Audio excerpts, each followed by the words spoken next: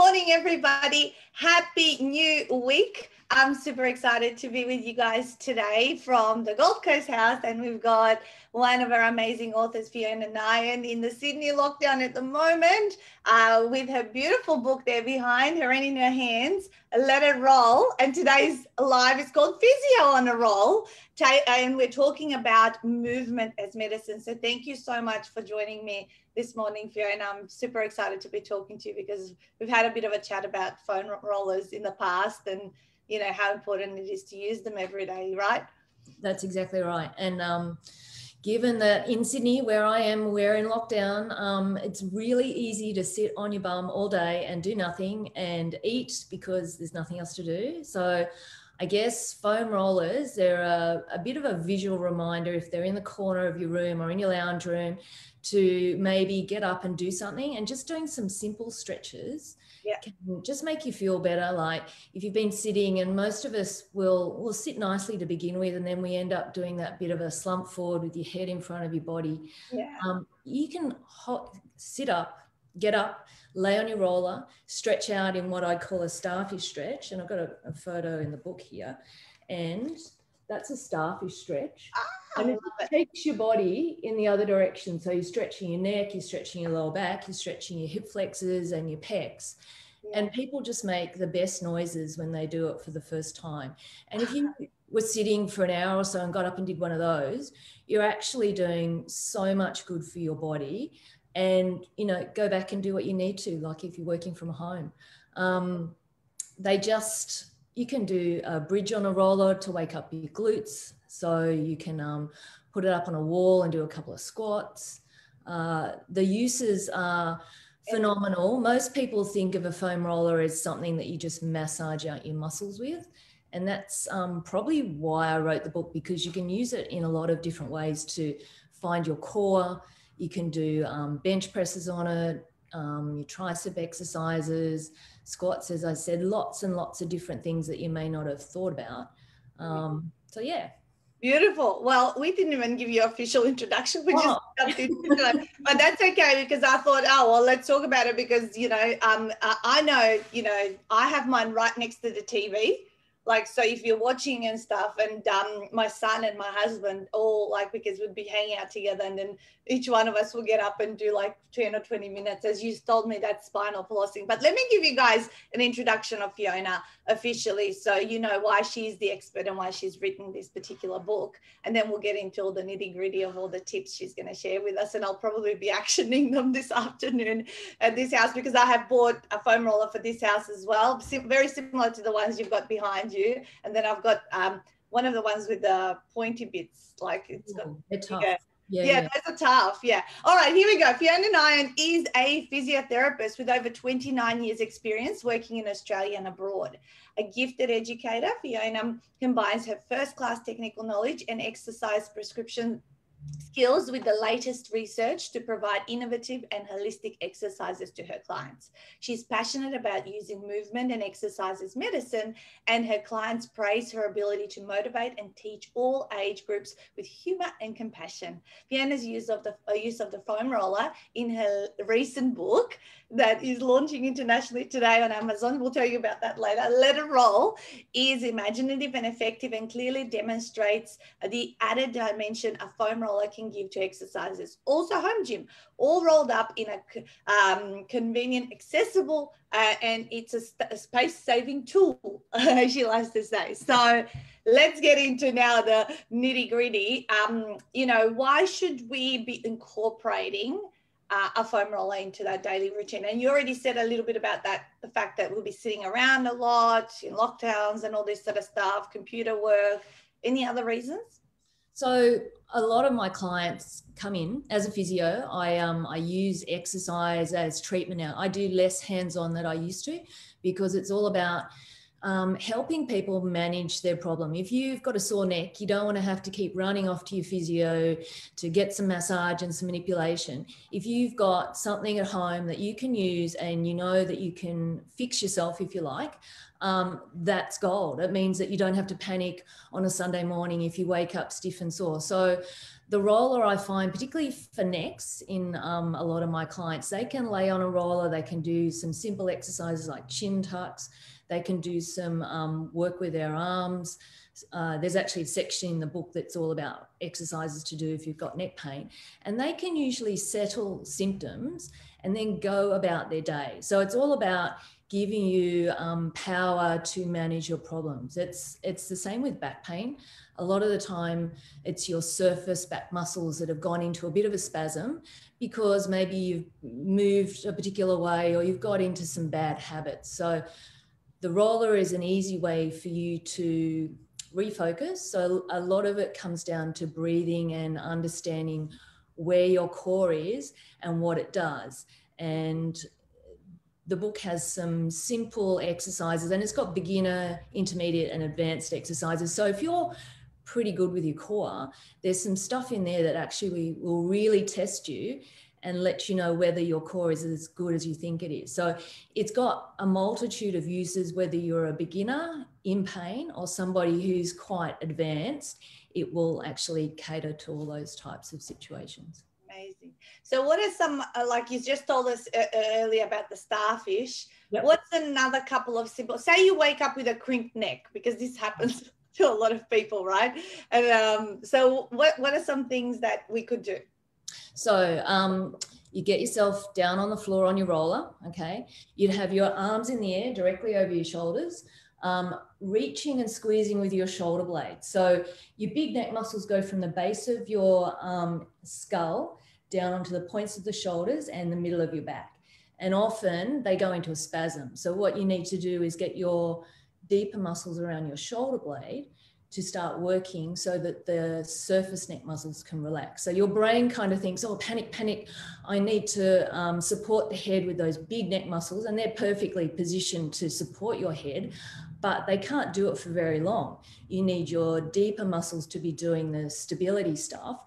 Right. If the surface ones are giving you so much pain though, you kind of stop breathing and you panic. And so if you can lay on the roller, think about your breathing, do some simple stuff like reaches and squeezes, you can get those deep. There is a position, is it position on your neck or on your back? So you're laying on it long ways, your head's on one end, your bottom's on the other, your knees are bent, you find your back in a neutral position and you breathe. So a lot of stuff can be fixed by just breathing normally. A lot of people start to breathe through their upper chest, which makes everything worse. So laying on a roller, you have to slow down, breathe, do some simple movements. And a lot of that surface muscle spasm, particularly for necks, because your head is supported, will start to settle. So necks, I've got quite a few clients that just, if something happens, go find my roller. One's got one at work, she's got one at home.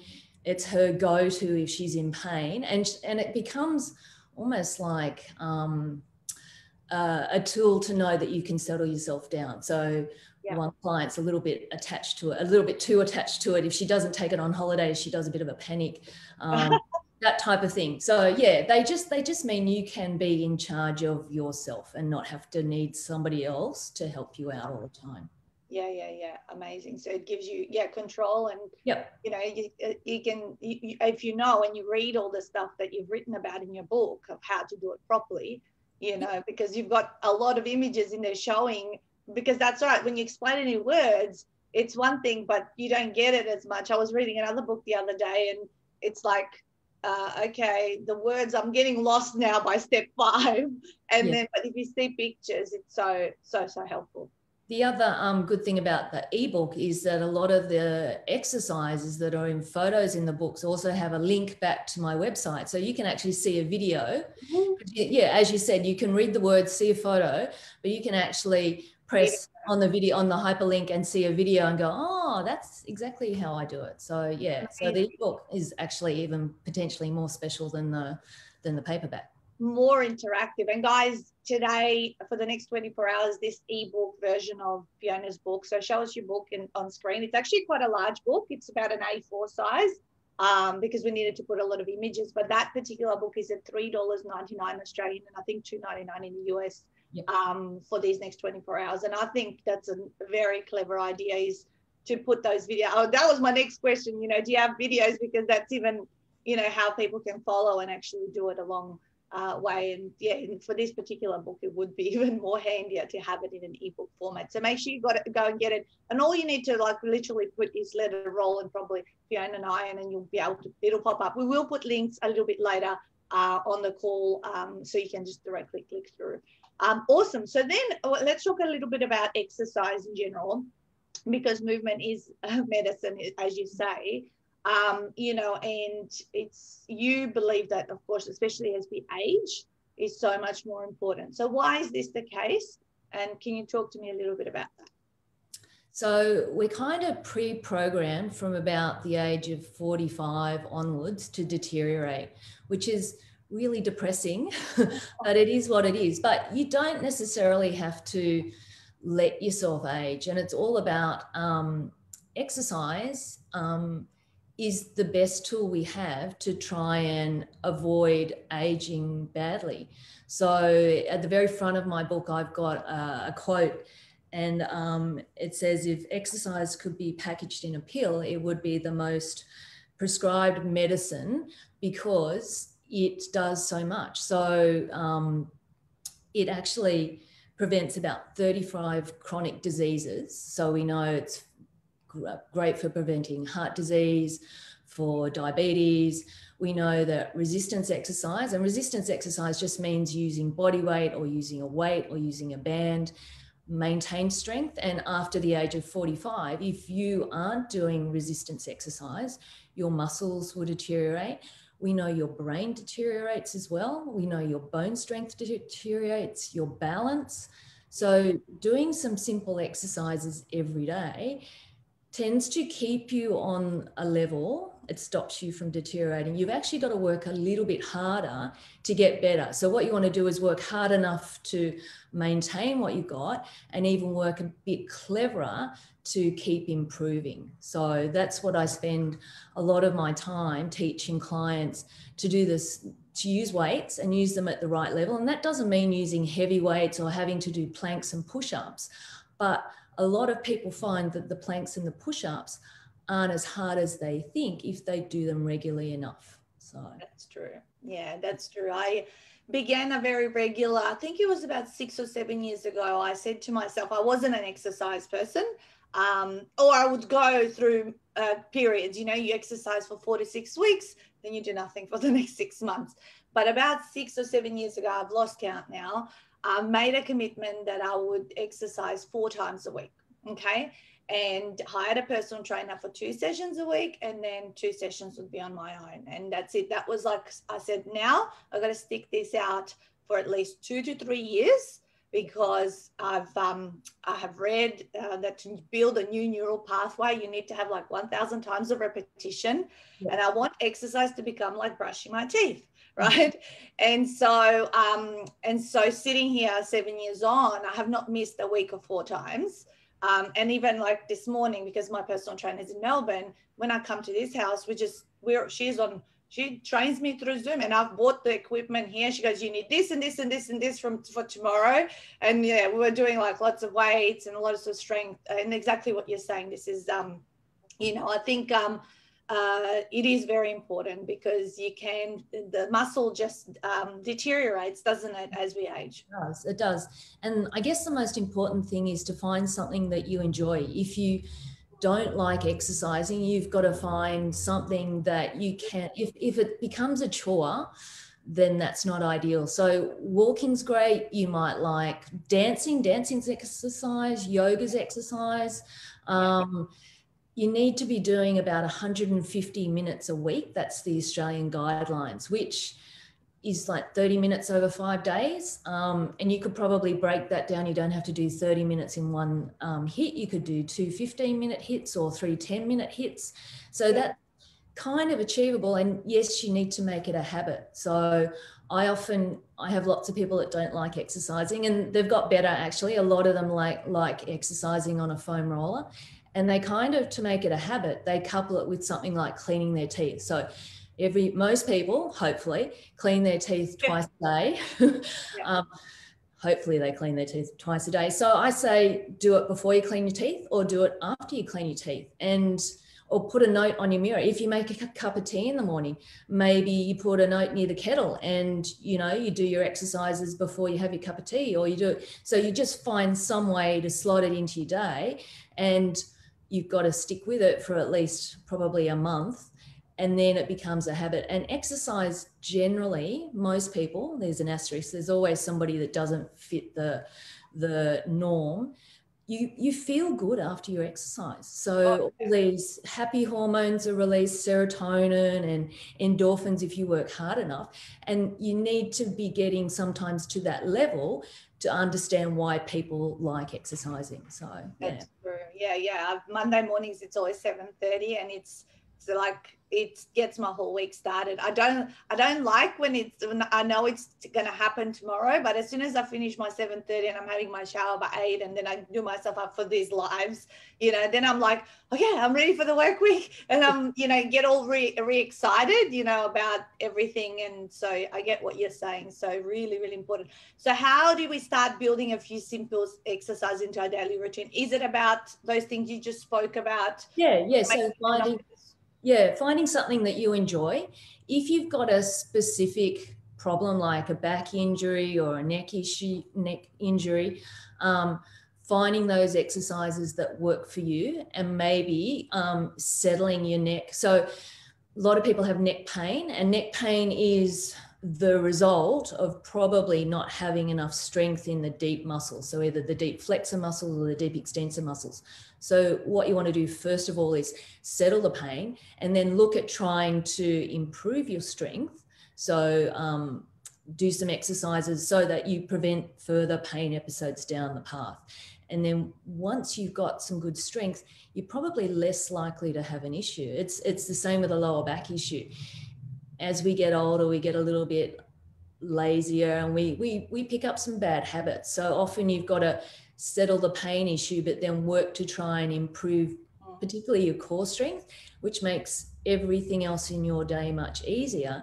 And then you've just got to do, you know, 3 or 4 times a week, probably even 2 to 3 times a week, some simple exercises that maintain that. If you don't do those, you might get away without having another back pain episode. But in general, the latest research shows that if you've had a back pain episode, you're probably going to have another one and another one and another one. And then if you decide to do something about not getting back pain, it'll take you at least 6 to 12 months of continual exercise to actually get to a level where you won't get that back pain happening again. So, you know, as you're going over the age of 45, they're pretty, you know, alarming statistics, I guess, for most people. But if you commit to doing, you know, a little bit each day or every second day, you don't have to be in that group of people that is continually complaining about pain. So an exercise is the easiest way to solve it, rather than going down the road to the physio or the chiro and paying for treatment for somebody else to do something to you. You're going to keep going on that cycle if you don't kind of, you know, take some action for yourself. So move it or lose it, as they say. That's exactly right. Yeah. No, I'm completely converted. Tell me, one thing that happens to me when I exercise, my traps fire up. What's that going? That's about trying to strengthen then the muscles at your shoulder blades, so your scapular muscles. The starfish would be good. The starfish is good, but you also probably need to back off with your weights and try and retrain your brain to not go to your big trap muscles as the ones that can do the exercise for you, because they're well placed to do a lot of stuff, but they're not supposed to be working for a long time doing everything. You want your shoulders to be the deep muscles in your shoulders, your rotator cuff. You want your deep neck muscles, and you want those scapular muscles to be helping you do the exercise, and your traps not taking over. So that's a brain training thing. Right. And it means you've got to back off a little bit and make sure you're not feeling those traps come in, because they will do the exercise if you want them to, but they'll hurt later on because they're not supposed to be doing the exercise for you all the time. Does that make sense? Yeah, it does. Then we work around those things with my personal trainer, because she's got a big rehab kind of background in terms of, you know, so she's very, very aware, always asking me, you're back there, right? Like always checking in that there's no pain in places that there shouldn't be. And that, yeah, exactly. It's so important to have someone, I think, that can just look at your technique and ask you a few questions until such time that you feel like you've got the right, you know, because you can't see yourself doing it. That's right. And it's about giving just some simple cues. Like I'm a big fan of your glutes or your bottom muscles. If you've got strong glutes, you tend to not have an issue with your knee or your lower back or even your shoulders. And some simple tips means that a lot of the exercises that you might see in yoga classes or Pilates classes, if they actually gave you a few simple tips like weight bearing into your heels, you'd turn your glutes on a lot better instead of the backs of your thighs killing you. So the book's full of all those tips that sometimes people don't tell you. So yes, and you don't realize. So yeah, I was just about to ask you, you know, what are the kind of things we're going to find when we're reading the book? And we talked about there's a lot of instructional videos if you get the ebook that you can click through. Some of the things that people, I guess, sometimes don't tell you. Is that right? Yeah, so things like what you should be feeling when you're doing an exercise. So like you don't want to be feeling those big neck muscles. They will assist you if you need them to, but you shouldn't be feeling those muscles working. When you're using your core, if you're doing something like a plank, yes, you're going to feel everything working. But in general, the core should be working in the background and you shouldn't be aware of it. You want to concentrate on your breathing. Your diaphragm is part of your core. So if you're holding your breath, you're probably going to find that you're going to turn on all those surface back muscles. So tips about weight bearing into your heels, so your glutes turn on, things about shoulder blade activation. So all the exercises have tips. They have suggestions for how to make it harder. So some are very, very basic, because if you're in pain, you need to start at a very basic level. But as you progress, it leads you to the harder exercises so that you can actually go from a beginner through to somebody doing quite sophisticated and quite hard exercises, but you've gone through the right process. So you know that you're not going to slip backwards and start using those surface muscles too much. Great. So then tell us a little bit about, you know, writing the book. You know, how long did it take you and all that sort of stuff? Because you and I met maybe like a year ago, I would say now. Yeah. So as I've been, you know, teaching clients for probably half my physio career, about 15 years, how to use exercise as therapy. It means that I can, just like this, change an exercise. If somebody says, oh, I can't feel this, or this makes this hurt, or I've got this problem, we're able, because we deal with exercise all the time, we can change and adjust exercises. And so people would say, oh, you need to write a book, because, you know, I can draw a little stick figure, or I can tell them how to do something, and they go home and stick figure meant nothing to them, or they couldn't remember. And they said, you need to write a book. And so this was probably 4 or 5 years ago, and I thought, oh yeah, okay, well, you know, I've got nothing else to do. But I began by putting all my thoughts and exercises onto a website. So I taught myself how to create a website through WordPress. Yeah. It started off very basic. Wow. And then it was finessed by a designer. And then when COVID hit, it was like, well, maybe I should be looking at writing that book now, because people would go to the website for the exercises, but a lot of my clients are 50 plus and still wanted to have something in their hand. So I Googled self-publishing, and of course, as soon as you Google anything, you're out in the world and you get targeted. So I actually found one of your ads on Facebook, I'm sure, and went along to a webinar and thought, oh my God, you guys are there. This is exactly what I needed to do. And bit the bullet. And of course, as soon as you sign up, you go, oh my God, what have I done? Book. But that was exactly what I needed to do, because I had a lot of the exercises already on the website, and I just had to research the theory, because there's a lot of theory, a lot of it's put in a very easy to understand way about exercise and strength training and balance and posture, all the latest research that I hunted for and put down so people understood why they were doing the exercises they were doing. So that was probably the hardest part. Yeah. And then because I was accountable to you guys, because we had an online retreat in November and you had to have a certain amount done by then, I had to be disciplined, and I would, as you say, found 2 hours, probably 3 or 4 times a week to come up here in my little attic room and write. And because I'd signed up and because you gave us kind of deadlines, I got it done. So, and then writing the book was probably not the hardest thing. The hardest thing was editing it and layout, because I had so many photos. Oh my God, I'm sure the designer used to hate getting my emails. So anyway. No, not at all. We have one book in every 20 or 30, I would say, that's very rich with images. And yes, it is a design complication, if you like, or more work, if you like, time-wise. But those books come out beautiful, you know, quite visual. So no, you did an amazing job, and you followed through. You were a great student to have, because you just, you know, kind of did what we said, and the book was out. Like, you did a November retreat, and what are we in now? Like, we're end of June. The book came out a couple of months ago, didn't it? End of March, yeah. End of March. So you really had your book in 4 months after your retreat, which is what I say is the average. Yeah. But an image-rich book as well. Oh, yeah. So, I think the layout for me was the hardest thing, just getting the images in the right spot, and because there's lots of bullet points, so they're easy to follow. But, you know, you kept me accountable. And if I hadn't found you guys, I'd still be thinking of writing a book.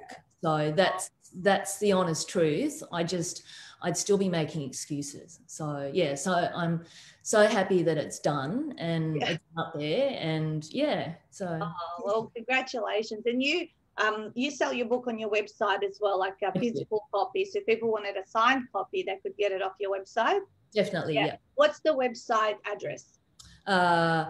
physionaroll.com.au. So all one. The name of this live, physionaroll.com.au. And you've got those foam rollers behind you are ones that you sell on the website as well. Yeah. So again, my clients kind of said, you know, if you want us to do our exercises, my foam roller looks really ugly in my lounge room. Can't you kind of make a pretty one? So I actually, without even knowing what I was doing, got them made in China.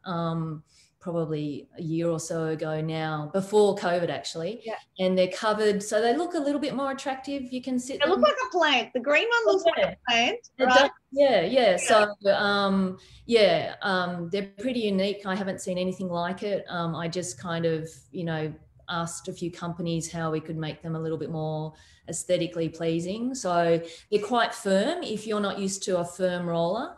And I find firm rollers are really good for exercises because they really get you have to work on your balance and your proprioception. Some people, I've got some clients that find the firmness is too much for them. They just lay a towel over the top. Yeah. So, that's what I do to the one with the spikes. I put a towel over. Yeah, the spikes. Yeah, the spiky ones. I can't do spiky ones. So I got used to it, but I want to buy myself like the one that I have at this house here. So put it in front of the TV. Work. I swear to God, it does work, because if it's in the cupboard, you're not going to think about it. But literally, it's in our face, and you go, "Oh, I need a stretch or whatever." But I'm going to do Starfish, because I usually do the, as you say, spinal flossing. But I haven't done like the arms, so I'm going to try that today. Really, really good for your pecs. Yeah. Your body weight and gravity stretches out your neck and your spine, and it stretches your hip flexors. So it's just probably the go-to exercise. And if somebody hasn't done it for the first time, the most incredible noises come out. So how long would you say you need to do that for? Like, obviously beginners would do it for a shorter period of time.